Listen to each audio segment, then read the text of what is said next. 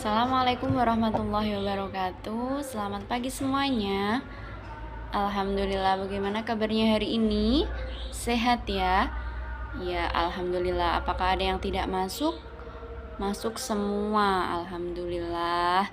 Jadi pada pagi hari ini kita dapat melaksanakan pembelajaran seperti biasanya dengan keadaan sehat.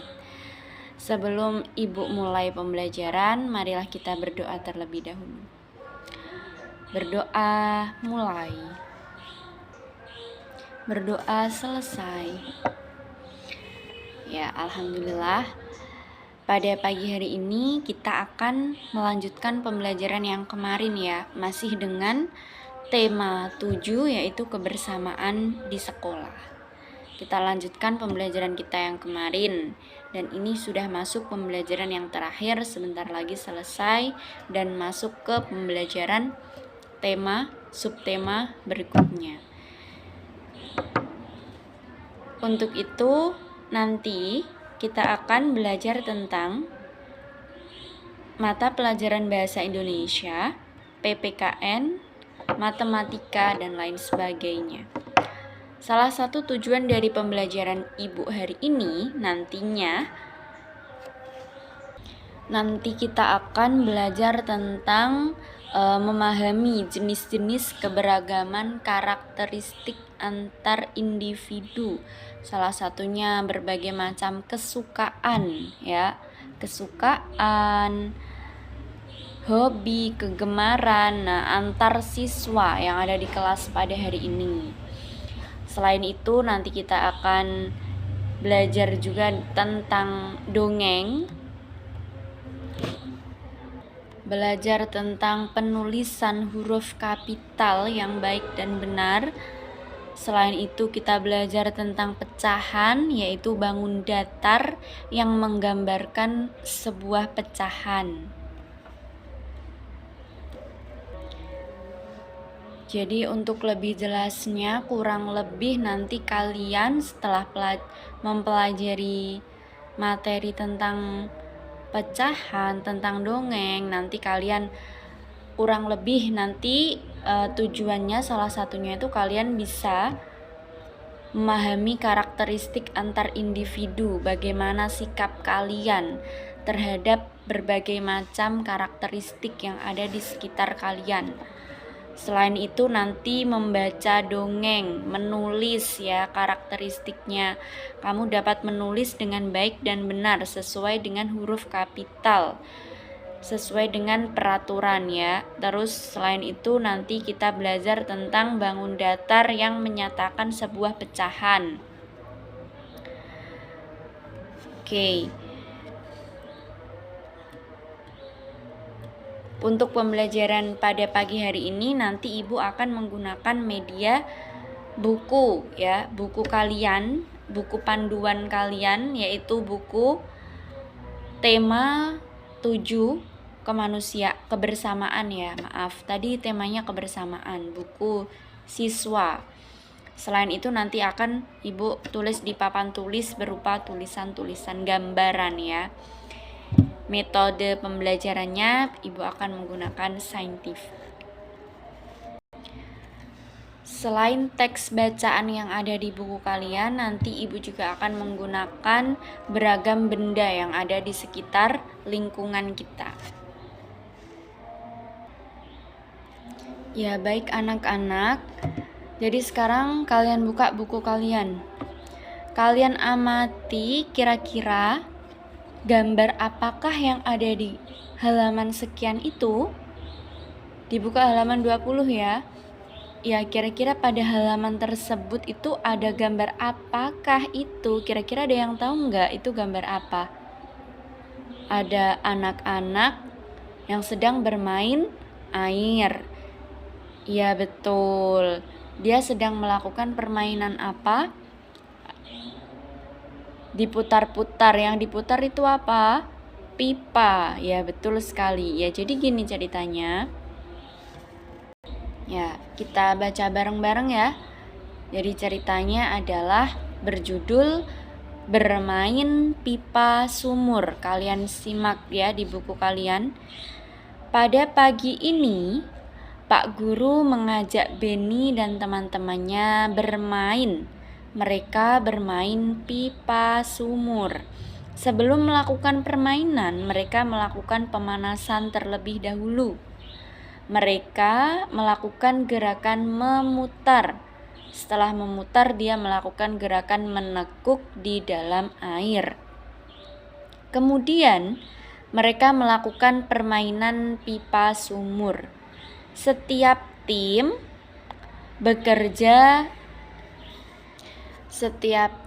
bermain dengan sportif, dia bermain dengan baik. Ya, baiklah, sekarang kita bahas bagaimana kira-kira cara bermain pipa sumur tersebut. Jadi gini ya, cara bermain pipa sumur. Sebelum itu kita siapkan peralatannya terlebih dahulu, yaitu peralatan yang dibutuhkan adalah dalam permainan pipa sumur itu kira-kira apa? Yaitu pipa, betul sekali. Jadi kita membutuhkan pipa dalam permainan pipa sumur. Yang poin yang kedua yaitu cara permainan pipa sumur. Jadi gini ya, anak-anak. Nanti ada sebuah anak yang membentuk kelompok seperti tadi dalam cerita, yaitu Beni yang terdiri dari 5 orang. 1 orang bertugas untuk menyiramkan air ke dalam pipa yang sudah diberi lubang. Jadi yang 1 anak itu dia menyiramkan air yang dari atas.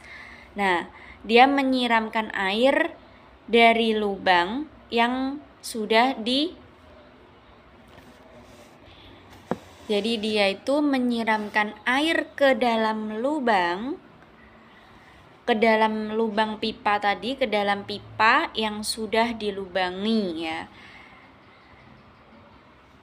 Dan anak yang lain, anak yang ada di bawah tadi, maksudnya anak yang ada di bawah bertugas untuk menutupi lubang tersebut, menutupi lubang pada pipa hingga pipanya itu terisi penuh. Jadi bagi anak yang tadi menutupi lubang pada pipa hingga pipanya itu terisi penuh, nanti dia adalah pemenangnya. Jadi gitu cara permainan pipa sumur. Nah, sebelum kita praktek ya, bagaimana itu nanti kita akan praktek tentang permainan pipa air. Sebelum kita bermain di dalam air tadi, melakukan permainan tersebut, alangkah baiknya kalau kita melakukan pemanasan terlebih dahulu ya anak-anak. Ya, nanti tujuannya salah satunya yaitu untuk menyiapkan otot-otot kita agar tidak terjadi cedera. Jadi kita benar-benar siap baru kita melakukan suatu kegiatan.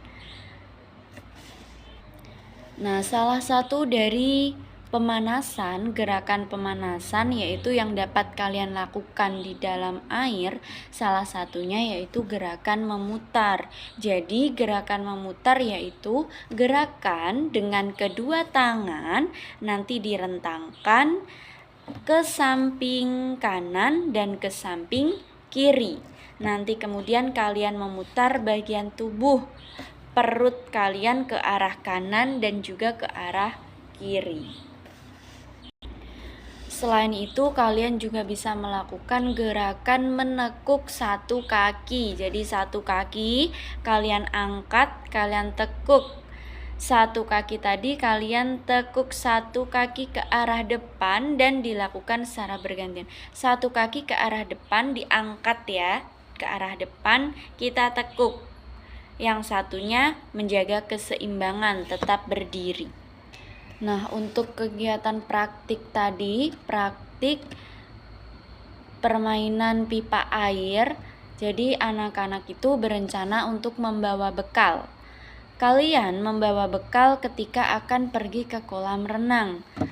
Jadi dalam cerita tadi mereka berdiskusi tentang sebuah makanan yang sesuai untuk mereka jadikan bekal nantinya ke kolam renang untuk bermain air tadi.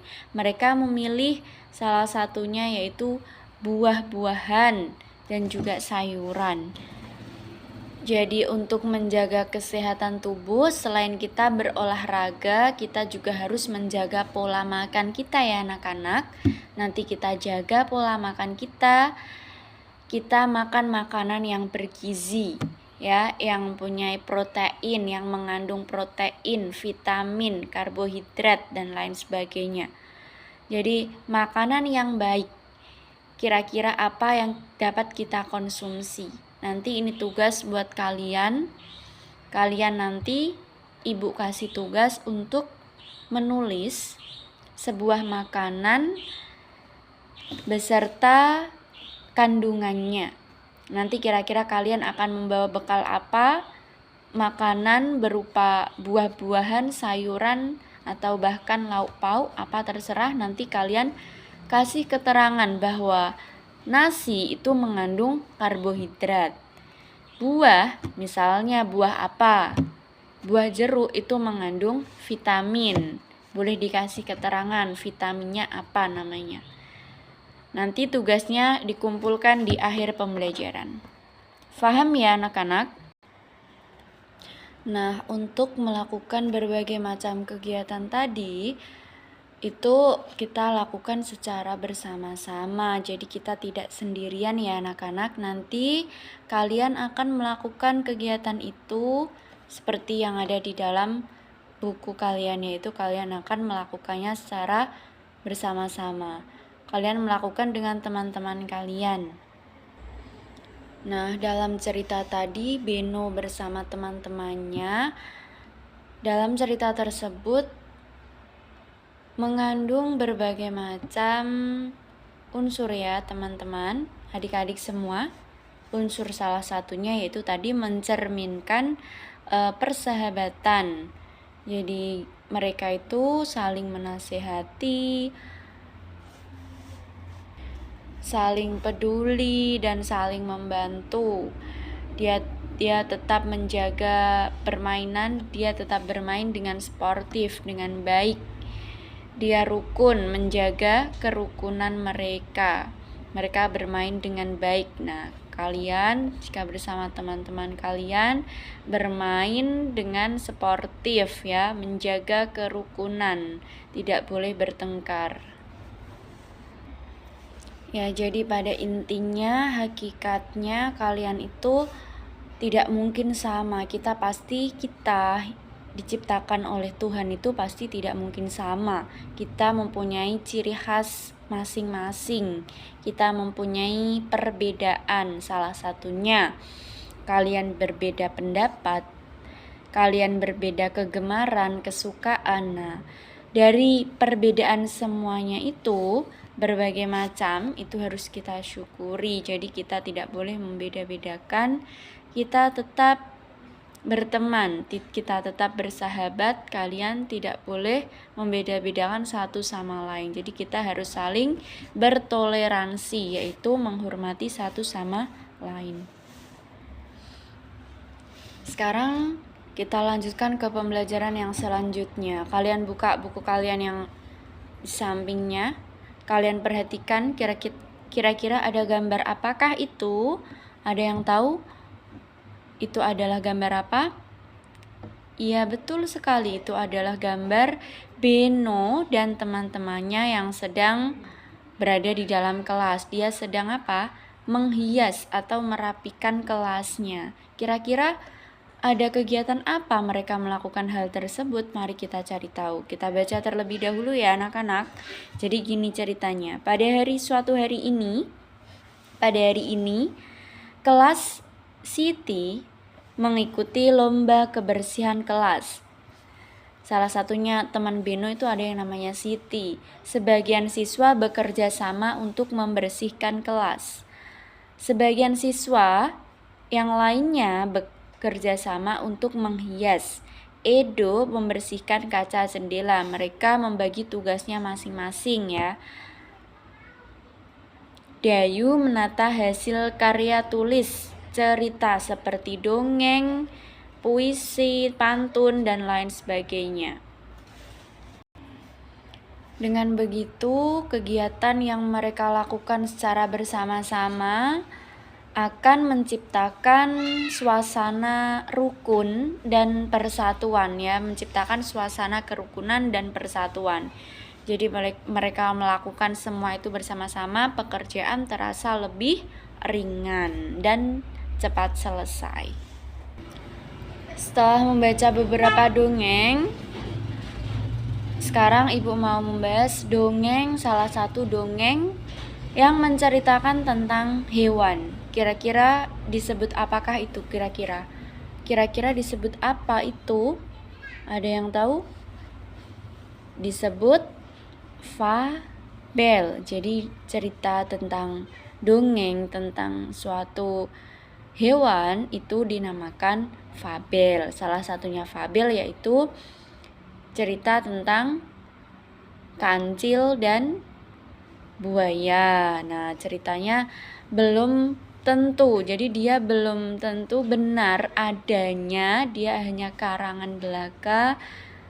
Dia menceritakan tentang hewan, dia belum tentu itu fakta, ya. Itu namanya cerita dongeng fabel.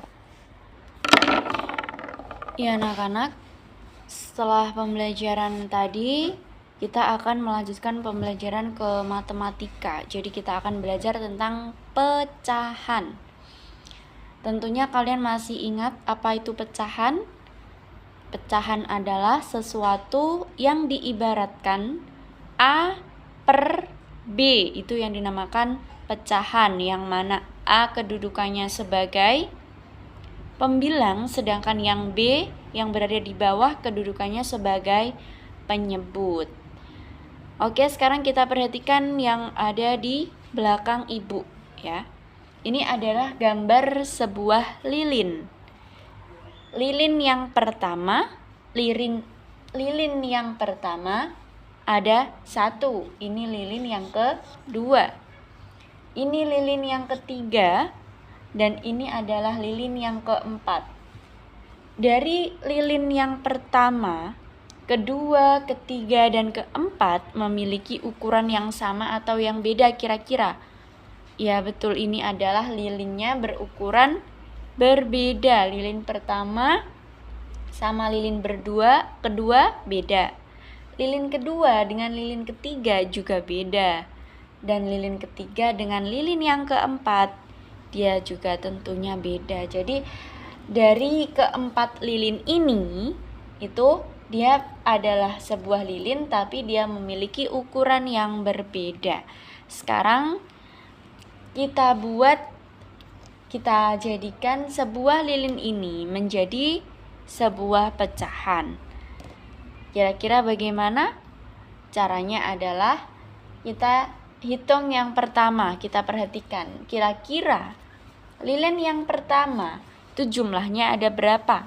Dia yang setara dengan yang lilin pertama. Jumlahnya ada hanya 1. Jumlahnya hanya 1. Karena yang kedua, ketiga, keempat dia itu semakin mengecil. Jadi lilin yang pertama jumlahnya hanya 1. Kita tulis di sini ya, 1 per. Nah, kira-kira jumlah lilin kedua, ketiga, dan keempat jumlahnya sama atau beda, teman-teman? Sama atau beda? Jumlahnya adalah beda. Jadi kita hitung aja kira-kira berapa jumlah lilin semuanya secara keseluruhan. Kalau jumlahnya itu beda, 1, 2, 3, dan 4. Jadi bisa dikatakan dari lilin ini kita buat pecahan menjadi 1. Bisa ditulis pecahan yaitu 1 per 4. 1 adalah kedudukannya sebagai pembilang dan 4 adalah berkedudukan sebagai penyebut. Ya, untuk pembelajaran selanjutnya dalam materi pecahan, Ibu akan mengenalkan berbagai macam beberapa bangun datar yang kira-kira nanti menunjukkan sebuah pecahan. Jadi kalian mempelajari Nanti bangun datarnya adalah salah satunya ini bisa disebut dengan persegi panjang ya, persegi panjang. Jadi ibu akan bagi persegi panjang ini menjadi 4 bagian ya, 4 garis. Dan ibu akan arsir 1 garis yang di atas dan 1 garis di bawah. Jadi ada 4 bagian, yang 2 diarsir dan yang 2 tidak diarsir ya. Setelah itu, selain itu ada lingkaran. Yang lingkaran juga ibu bagi menjadi 4 bagian, yang diarsir hanya 1. Selain lingkaran, ibu membuat bangun segitiga, bangun datar ya. Ibu juga arsir 1 bagian saja. Ibu bagi menjadi 2 bagian, tapi yang diarsir hanya 1 bagian. Kita buat berbagai macam bangun datar ini menjadi sebuah kita buat ke bentuk pecahan ya. Mulai dari yang persegi panjang terlebih dahulu. Persegi panjang ini yang telah ibu bagi menjadi 4 bagian. Nah, 4 bagian ini akan berkedudukan nantinya sebagai penyebut jumlah secara keseluruhannya. Jadi bawahnya pecahan yang penyebutnya itu 4. Kenapa ini diarsir cuma 2? Ya, berarti kan kita jadikan sebagai pembilang. Yang terbilang diarsir, terbilang arsiran hanya 2. Jadi kita tulis adalah 2 per berapa jumlah keseluruhannya? Yaitu ada 1, 2, 3, dan 4. Ada 4. Jadi bisa dikatakan 2 terbilang 2 dan jumlah keseluruhannya ini terbilang pembilangnya ada 2, penyebutnya ada 4. Jadi jika persegi panjang ini ibu arsir, ibu bagi menjadi 4 bagian dengan 2 kolom yang diarsir, 2 kolom yang kosong, bisa dikatakan ini bisa disebut atau dikatakan pecahan. Berapa kira-kira, ada yang tahu? Ini adalah pecahan 2 terbilang yang diarsir 2 per seluruh bagiannya, yaitu ada 4. Berarti terbilang 2 per 4 ya. Jadi dalam persegi panjang ini bisa dikatakan terdapat pecahan 2 per 4. Ibu tulis dulu ya, 2 per 4.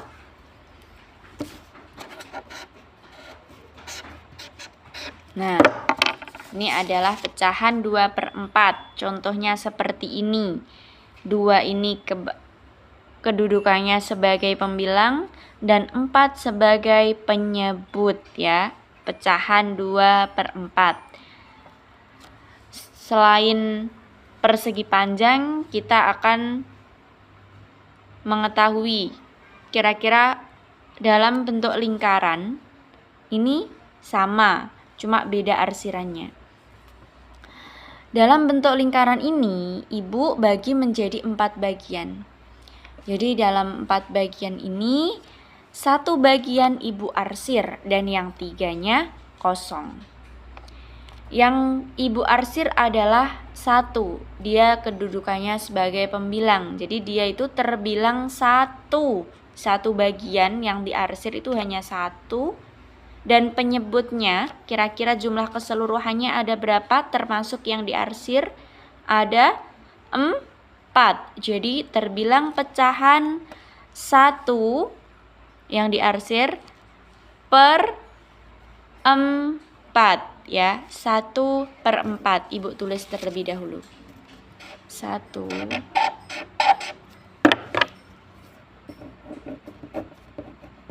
ya, gini ya. 1 per 4 ya. Selain itu dalam bentuk segitiga. Segitiga ini ibu bagi menjadi 2 bagian. kanan dan kiri. Ibu bagi menjadi 2. Yang satunya kosong dan yang satunya ibu arsir.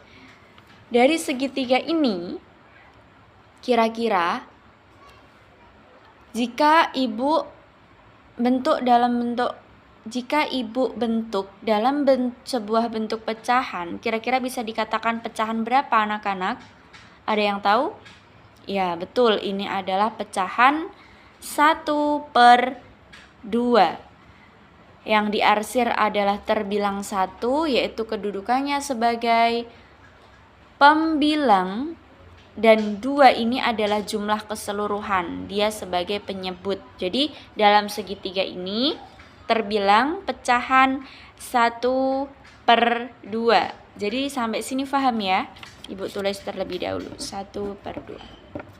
Oke, nih tadi jumlah keseluruhannya bisa kalian pelajari. Persegi panjang ya, yang diarsir ada 2 bagian, dikatakan 2, ditulis 2 sebagai pembilang, dan jumlah keseluruhannya sebagai penyebut. Jadi dalam suatu bangun datar persegi panjang ini dapat dikatakan terdapat sebuah pecahan, yaitu 2/4 ya. Setelah itu bangun lingkaran, bangun datar lingkaran, bisa dikatakan pecahan 1/4, yaitu yang diarsir 1 bagian dan jumlah keseluruhannya ada 4. Jadi bisa dikatakan pecahan 1/4. Paham ya? Setelah itu bangun datar yang terakhir, segitiga, ibu bagi menjadi 2 bagian. Bisa dikatakan terbentuk pecahan 1/2. Oke, nanti tugas kalian ini bisa ditulis di dalam buku. Nanti kalian ibu kasih tugas mengubah salah satu bangun datar, beberapa bangun datar nanti ke dalam bentuk sebuah pecahan. Jadi sebuah bangun datar ibu bagi menjadi berapa bagian.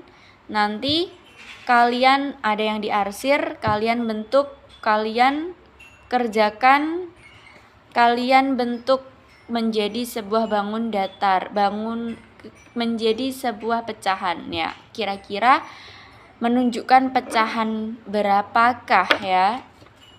Nanti soal yang ibu buat. Sampai sini paham? Ada yang ditanyakan lagi anak-anak? Tidak ada ya? Ya, berarti ibu anggap sudah paham. Jadi kalian bisa langsung ibu kasih tugas, nanti bisa langsung mengerjakan. Oke, baiklah, ini ibu simpan. Nanti yang kurang paham, misalnya dari soal yang ibu buat ini, nanti bisa tanya ke depan. Ya anak-anak, jadi setelah kalian mengerjakan tugas dari ibu, alhamdulillah ini ya. Nah, tadi ada perubahan, maksudnya tadi ada sedikit perkembangan, kalian bertambah pengetahuannya, bertambah wawasannya terkait tadi sebuah pecahan ya. Nah, tadi tugas kalian ini sudah ibu koreksi dan hasilnya juga alhamdulillah sudah maksimal. Meskipun masih ada beberapa yang salah, tapi rata-rata sudah pada bisa ya. Ya, terima kasih. Semoga bermanfaat. Jangan lupa nanti dipelajari lagi di rumah. Cukup sampai sekian pembelajaran ibu hari ini. Kurang lebihnya ibu mohon maaf. Wassalamualaikum warahmatullahi wabarakatuh.